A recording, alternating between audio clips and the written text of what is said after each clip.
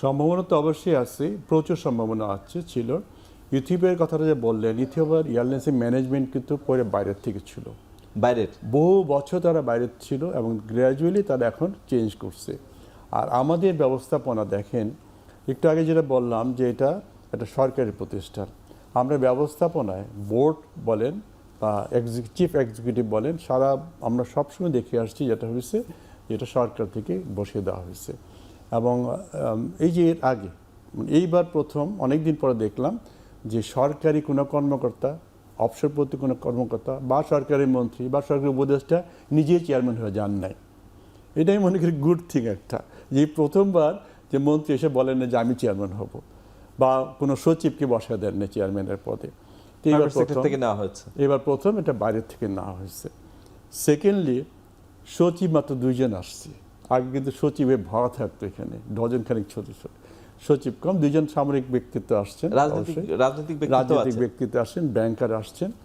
তো সেদিক দিয়ে দেখতে গেলে এটা একটু ডিফারেন্স। এমনকি সবচেয়ে বড় কথা, সিভিল এভিয়েশনের চেয়ারম্যান সাহেব এখানে নাই।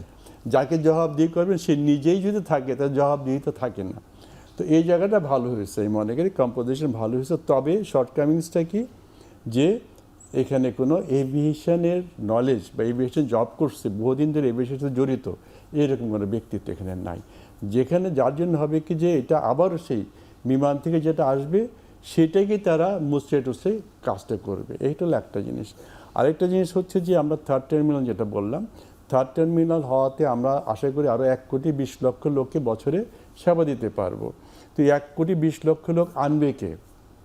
বিমান আনবে, ইউএস বাংলা আনবে না বিদেশি এয়ারলাইন্সগুলো আনবে? প্রশ্ন হচ্ছে এখানে। আমার এখন মার্কেট শেয়ার হচ্ছে ইন্টারন্যাশনাল সেক্টরে 25%, 75% তারাই নিচ্ছে।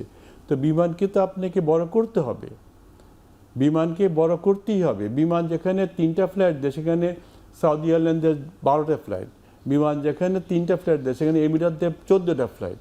তো আমাকে সমান সমান যেতে হবে না? আপনি যদি দেখেন ইউএই এয়ারলাইন্সগুলো, তাদের নিজস্ব আপনার মার্কেট শেয়ার হচ্ছে 82%, সেখানে আমাদের মার্কেট হচ্ছে 22%। তো আমাদের সেখানে যেতে হবে। সো কীভাবে করবো আমরা দেখুন হাব তৈরি করতে হবে।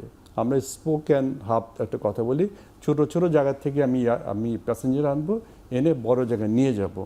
সেই কারণে আঞ্চলিক রুটগুলোর জন্য আমার কিন্তু আঞ্চলিক এয়ারক্রাফট দরকার। সেটা কিন্তু আমরা নেই, মাত্র 4টা আছে, আরও 4টা হলে 8টা হবে মাত্র। তো এই জায়গাটা আমাদের ব্যর্থতা আছে, এই জায়গাটা আমাদের চিন্তা করতে হবে। আরেকটা জিনিস যেটা বলা হলো যে আমরা এই বার্ডেনটা কীভাবে বিমান দেবে, সবচেয়ে কঠিন সময় হবে এখন। এই যে আগামী 5 বছর যে আমি টাকাটা দেবো, এই টাকাটা সোর্সটা কোথায়, রিপেমেন্টটা যে আমি করবো সোর্সটা কোথায়? এবং আরেকটা সবচেয়ে বড় সময় হবে, প্রথম এয়ারক্রাফটটা যখন দেওয়া হবে তখন প্রি ডেলিভারি পেমেন্টটা শেষ হয়ে যাবে, তখন আপনি লোন শোধ করা শুরু করবেন। তারপর থেকে 5 বছর আপনি যে লোনটা পেমেন্ট করতে থাকবেন, সেটা একটা বিশাল ধাক্কা হবে। তো বিমানের এখনই চিন্তা করতে হবে সে কীভাবে এটা রেভিনিউটা আর্ন করবে। আচ্ছা, এই প্রসঙ্গে আমি পরে প্রশ্নটি করতে চেয়েছিলাম, এখনই মনে হচ্ছে প্রাসঙ্গিক। বিমান কি আদৌ লাভজনক প্রতিষ্ঠান? গত অর্থ বছরে 780 কোটি টাকা প্রফিট দেখিয়েছে, যেখানে তার বিপিসির কাছে লোন আছে 2100 কোটি টাকা এবং বেবিচকের কাছে প্রায় 1000 কোটি টাকা, সার্চার্জ দিয়ে ধরলে সেটা 8000 কোটি টাকার বেশি। আমি আপনার কাছে একটু জানতে চাই, আদৌ কি বিমান লাভজনক প্রতিষ্ঠান?